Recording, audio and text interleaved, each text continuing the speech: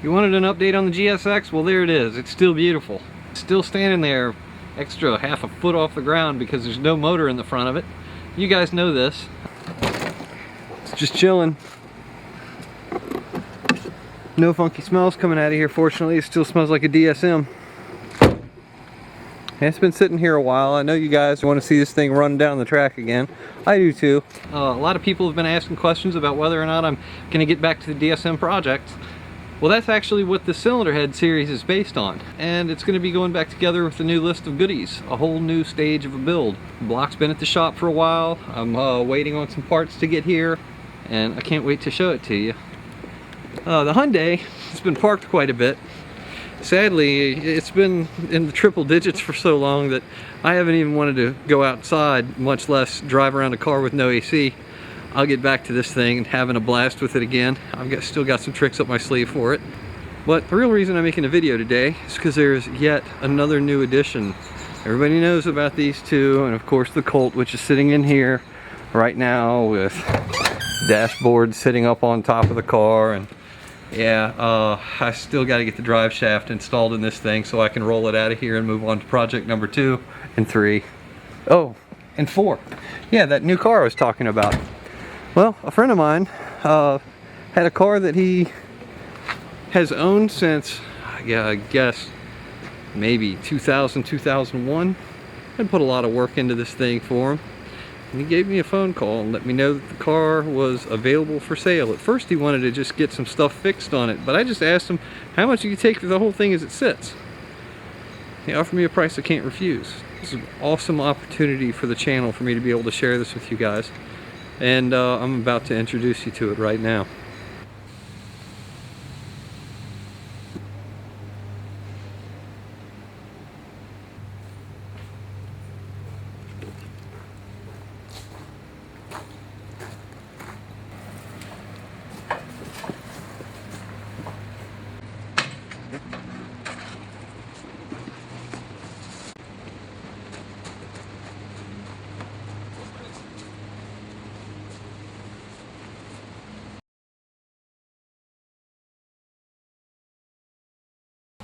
This is the longest video I've ever uploaded, and it's also the most expensive one I've produced to date. Thanks for tagging along as I attempt to resurrect this classic. Yes, it's over 20 years old and qualifies as a classic. Another important thing to note is this car's rarity. How many of these are left are anyone's guess. I doubt if it's even half of them at this point. Look at all Spiders. the spiders. Lots of spiders.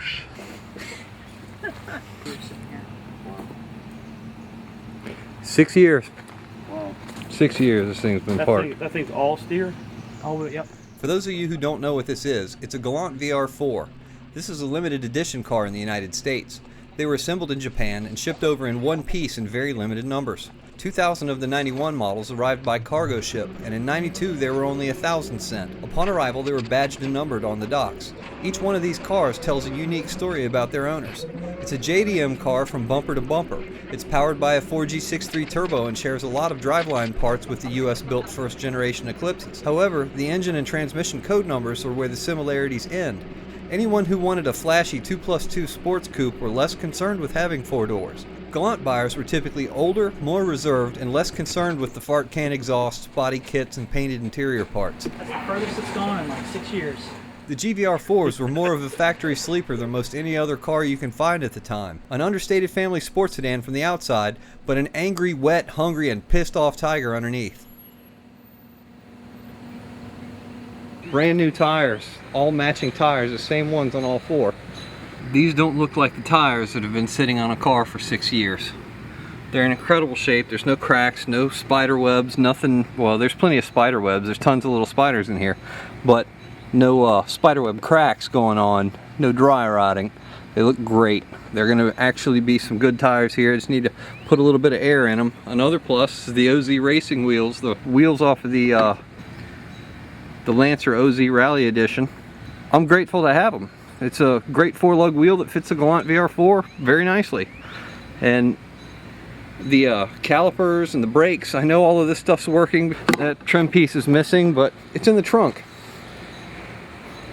Minor problems here. We got a mismatched door, so we're gonna need some paint work to sort that part of it out. unless somebody has a green Galant VR4 door laying around they want to holler at me about. That piece of trim is also in the trunk. The badges are off of them, but I have them somewhere in a box. There's a gigantic front mount intercooler that I worked with my friend and stayed until 3 o'clock in the morning in my cousin's garage to install one night. That thing is a monster.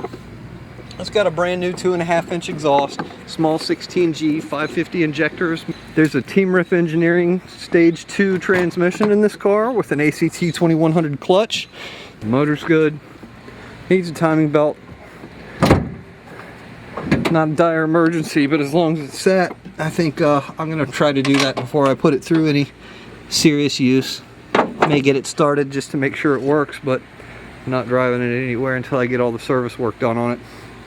You'll notice that this fuel pressure regulator, this is the Buscher Racing fuel pressure regulator that connects to the rail. It also has a Walbro 255 high pressure fuel pump. It's more expensive to buy this one than a standard Aeromotive, but the nice thing about this is that you don't have to buy 2 extra fittings for an 8AN hose, which one of them is normally a 90-degree fitting and it's very expensive. Helps you keep your engine bay neat and tidy, dangling right off the end of the rail instead of having to drill into the firewall and mount it in that location.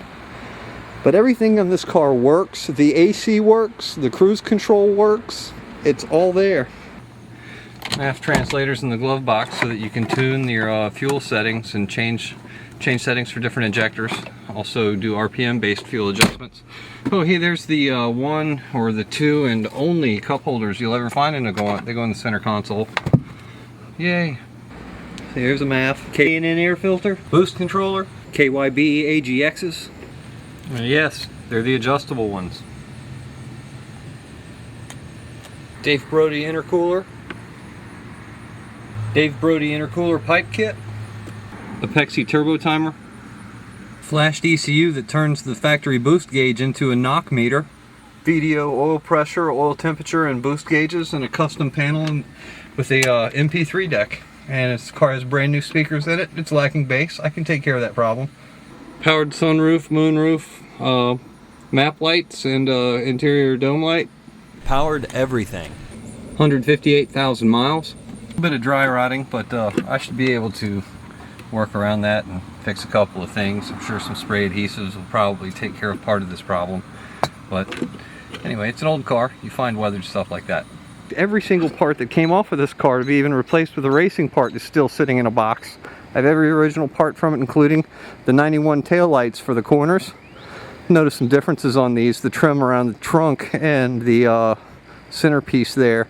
They're black on the 91s and they're chromed on this 92 taillight, so I'll probably put the 91s back on it. Unless there's a major problem with them. But it's got some scratches and some scuffs. It doesn't matter, it's all there. I got the parts.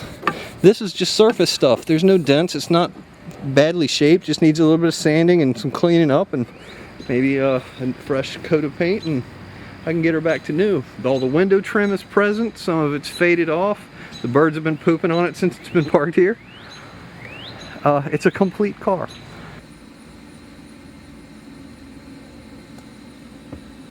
I just have to do some basic work to get this car back on the road. Lucky to have a battery sitting around from the GSX project, and I've got a battery charger that I bought several years back. Gave it a fresh charge and never regretted buying that thing.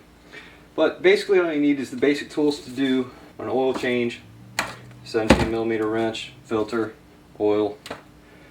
It's a good idea to flush out the antifreeze. I don't think I'm going to probably do that immediately. If it's low, I'm just going to put water in it for now because I plan to go back through the motor and do some more work that's going to require I take some coolant lines loose.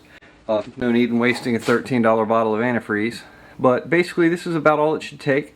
About 50 bucks worth of parts. Spark plugs are only $2.50. And let's put all this stuff to work. Oh, another thing I did pick up while I was out shopping, I got an electric pressure washer. Should take care of all the spiders and their families.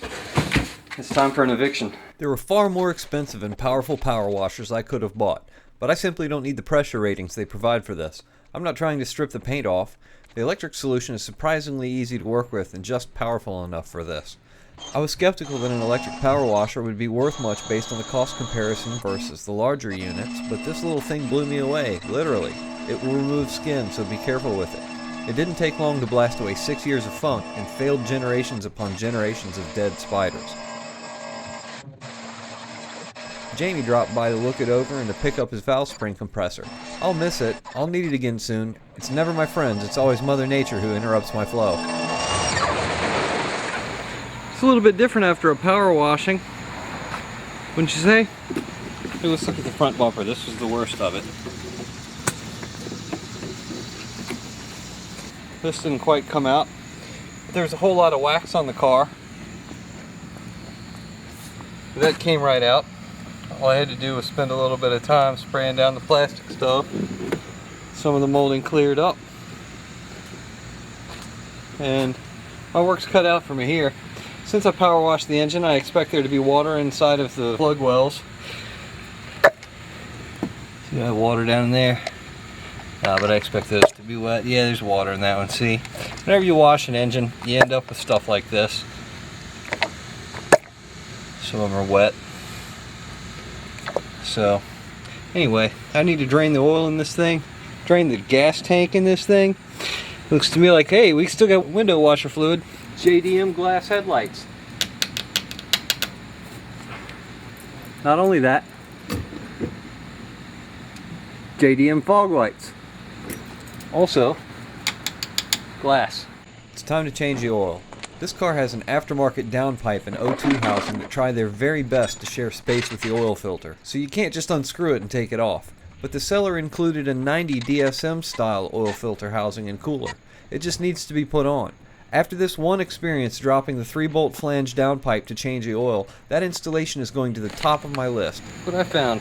The recommended aftermarket filter didn't even fit with the downpipe removed. This 1G filter fit nicely. Putting it back together though nearly took 2 hours. It's the most difficult oil change I've ever done.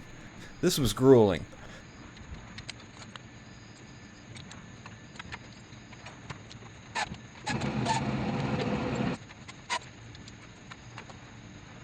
There's also 6-year-old gas in the tank. I didn't want to suck it through the fuel sock and filter, so I opted for the drain plug on the gas tank. Use penetrating oil for this and every precaution not to strip this plug.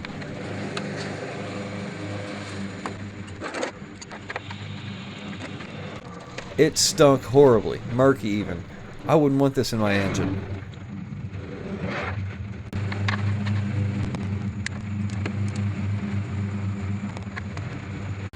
Alright, it's not raining right now, and I don't know how long that's going to last, but I'm going to scramble a little bit to get this done. Now, whenever you're changing plugs, you never want to do this with a hot cylinder head.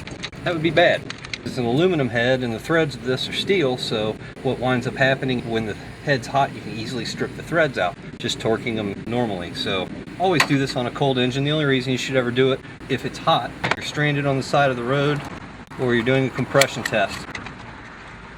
I'm using BPR 6 ESs.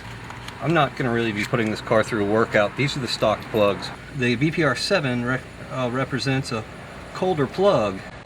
One heat range colder of a plug allows you to run higher boost levels without knock, pre-ignition, or having problems blowing out your spark.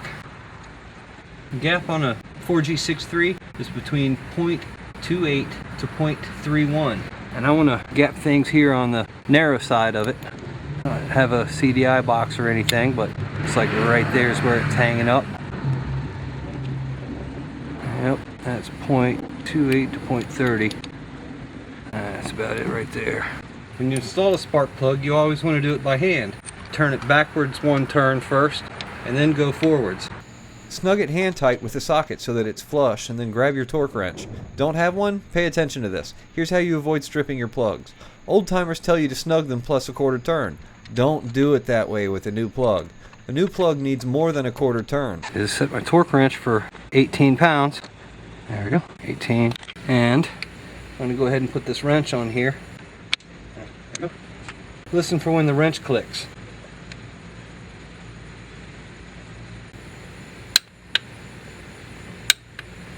I basically got a full turn out of that.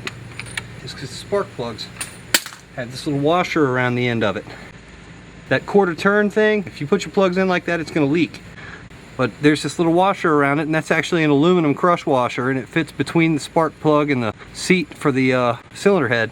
And as you're tightening it, that crushes. So, if I were to remove this plug, and then re-hand tighten it down to the point where it stops by hand. And then use the torque wrench. Watch this.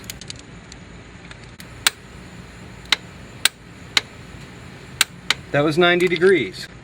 What I wanted to show you is the myth of hand tightening in 90 degrees isn't accurate when you have a brand new plug. When you're reusing the same plug and reinstalling it, it's a good rule of thumb. That method works. Do them one at a time so you don't get your plug wires mixed up. It's loose, but a little bit varnished. A little bit of water on it from when I messed with the power washing. But they're in good shape otherwise. Let me check the gap on them. They were gapped properly.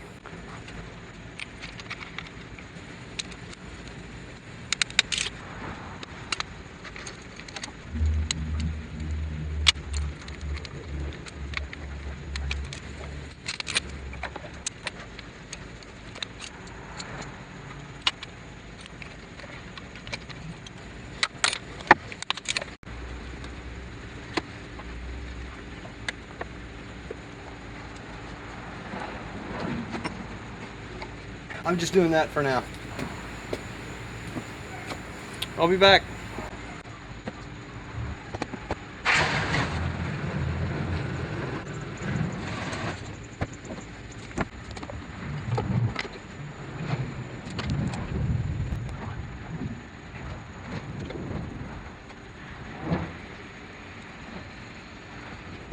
If you have the wiring schematics for your car, under most cars' hoods there is a check connector for the fuel pump, and basically it's a direct connection all the way back to the fuel pump to test to see if you're getting power on that circuit.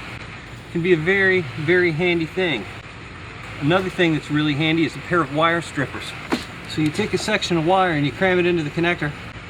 Really, you should put a spade connector on it for the best contact. And then you take the other end of the wire and you touch it to the positive battery terminal. And you hear the fuel pump turn on. You hear all the air purge out of the fuel rail. That lets you know your fuel pump's working. So if you ever get stranded on the side of the road and you're cranking and it won't start, you got a piece of wire, you can jump that connector to the battery and find out very quickly whether or not it's your fuel pump. I think that's good enough. Well, kids, let's go ahead and start it.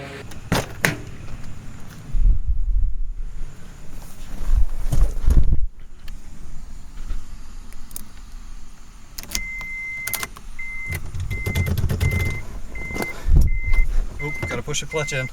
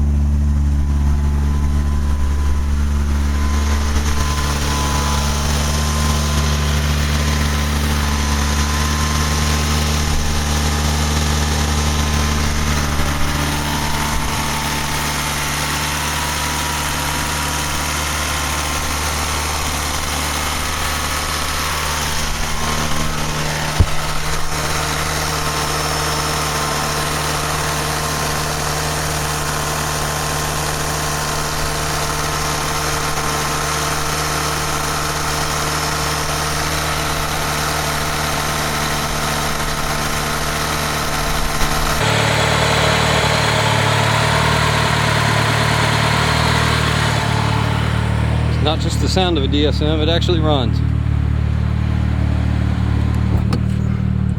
Looks like our temperature's up.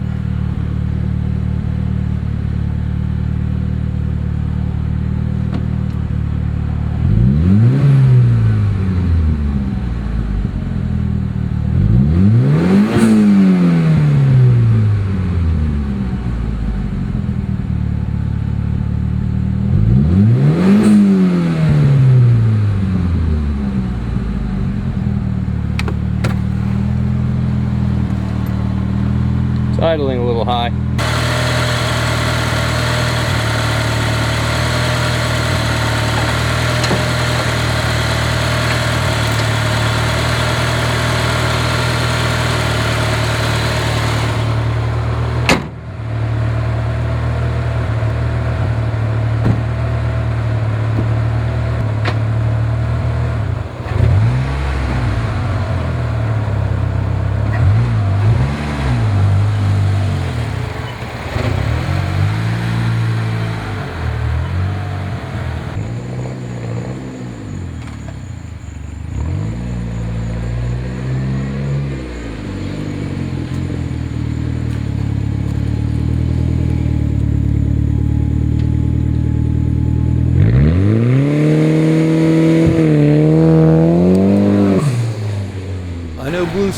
I know white smoke, I know black smoke. I got no clue what brown smoke means. Based on what I've seen here, I'm sure it's harmless. The car does have a major problem I haven't shown in this video, but it's not a deal breaker to me, and it's a problem I'll be showing being resolved in another video. Mechanically it's sound, it's complete. I'm very grateful to the previous owner for taking such good care of it. It belongs here on Jaffermobile, and I look forward to going through it here with all of you.